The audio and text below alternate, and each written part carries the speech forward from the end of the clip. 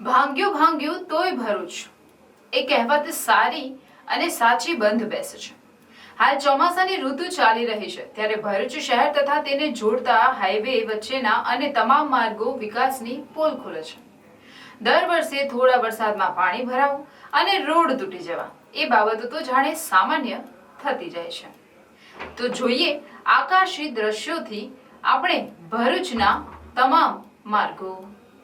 છેલ્લા 35 વર્ષથી ગુજરાતમાં ભાજપ સરકાર છે, જેમાં મોટા ભાગે વિકાસના ઘણા કાર્યો થવા, નવા માર્ગો, નવા પુલ બન્યા, પણ તેની ગુણવત્તા સાવ તકલાદી દેખાય છે. જે પુલ, ઓવરબ્રિજ, રસ્તા જેવા મહત્વના વાહનોની અવરજવર માટેના માધ્યમ છે, તેની કામગીરી સામે પ્રશ્નાર્થ છે. દર વર્ષે ગુજરાત સરકાર જે તે નગરપાલિકાને ચોમાસા પહેલા અને પછી માર્ગ રિપેર કરવા ગ્રાન્ટ આપે છે, ત્યારે નગરપાલિકા તથા જિલ્લા માર્ગ મકાન વિભાગ માત્ર ખાડા પૂરવા ગ્રાન્ટના ખોટા બિલ બનાવી મોટું કૌભાંડ થાય છે તેમ લાગે છે, જે પ્રજા આ બાબતે શંકા સેવી રહી છે.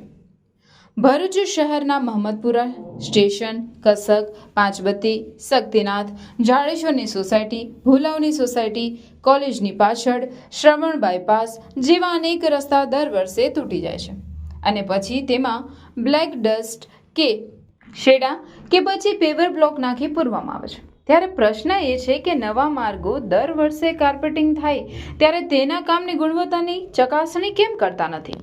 સંસદ સભ્યની ગ્રાન્ટ હોય કે ધારાસભ્યની ગ્રાન્ટ હોય, ખાલી ગ્રાન્ટ વાપરી રિબિન કાપવાથી કશું મેળ પડે તેમ નથી.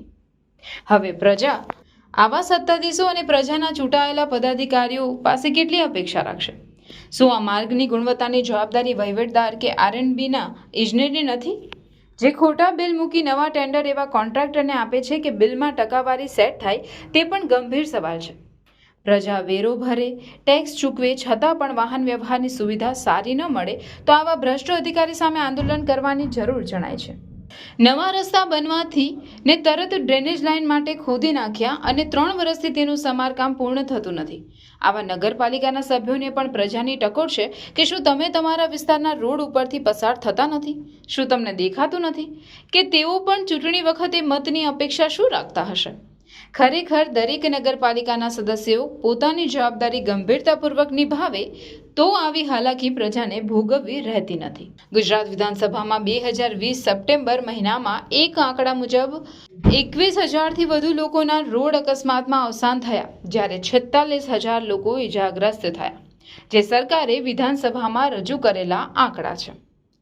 ગુજરાત મોડલ રાજ્ય છે, તેમાં પણ ભરૂચ અગ્રેસર છે. ભરૂચના તમામ તાલુકામાં ઔદ્યોગિક એકમો આવેલા છે.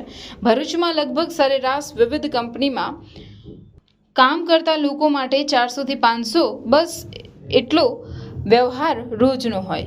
ત્યારે આ બાબતે સરકાર તથા જિલ્લા વહીવટીતંત્રએ આવા ભાર અધિકારી સામે લાલ આંખ કરવાની રહેશે. આ રોડની અંદર સ્પષ્ટપણે ઓર્ડિનરી જે સામાન્ય નાગરિક હોય એ જ્યારે સમજી શકે છે કે આની અંદર ડામરનું કશું અસ્તિત્વ દેખાતું જ નથી અને આનું જે બોન્ડિંગ જોઈએ ગ્રીડ જોડેનું એ જ નથી. વરસાદના છાંટા પડે, માર્ચ મહિના પછી રસ્તો બને અને વરસાદ પહેલો પડે એટલે બધે ખાડા પડીને રસ્તો ઉખડી જાય. આ રીતનો રસ્તો જો ઉખડતો હોય તો એની કઈ રીતની કામગીરી કરેલ હશે અને શું કર્યું હશે એ એન્જિનિયર સાહેબ છે ને જે કોન્ટ્રાક્ટર છે બે જ વસ્તુ જાણે, છતાં પણ કોઈની આંખે આવતું નથી.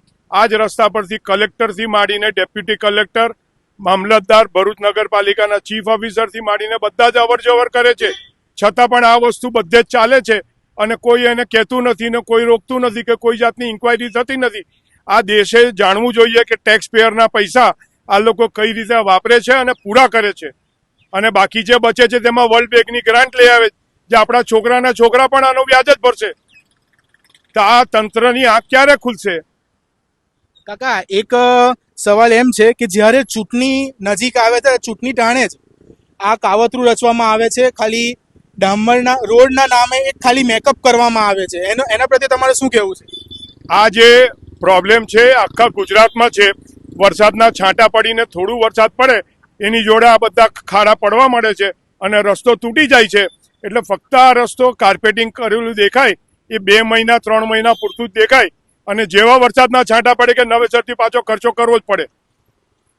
તો એ ક્યાં સુધી ચાલશે ને લોકોના પૈસાનો વ્યય ક્યાં સુધી થશે? શું ટેક્સ પેયરના પૈસા આ રીતે પાણીમાં જ નાખવામાં આવશે? अरे भैया, ऑफर ऑफर ये फेवरेट स्मार्टफोन लेने का सपना देख रहे थे ना, लेकिन सोचो अगर साथ में एसयूवी, थार, बाइक और इंटरनेशनल ट्रिप जीतने का भी मौका मिल जाए। ये तो भाई जन्माष्टमी के मौके पर पुजारा टेलीकॉम लाया है स्पेशल धमाकेदार 7-8 ऑफर। सिर्फ 7000 nmAh पावर बैंक और ब्लूटूथ ईयरफोन्स फ्री कस्टमर के लिए। हाँ भैया, फ्री। पहले 10 विजिटर्स के लिए फ्री टेम्पर्ड ग्लास और ईयरफोन्स, और अगर तुम मेरे इंस्टाग्राम रील शेयर करोगे तो भी फ्री टेम्पर्ड ग्लास की गारंटी पक्की है। तो फिर इंतजार किस बात का? तुरंत भागो पुजारा टेलीकॉम, शाक मार्केट, तुलसी धाम, जाडेश्वर रोड, भरूच, और इस बाप ऑफर का फायदा उठाओ। भाई, भरूच में इस मौके को मिस मत करना। पुजारा टेलीकॉम पर जाकर जीतो जैकपॉट और बनो असली हीरो।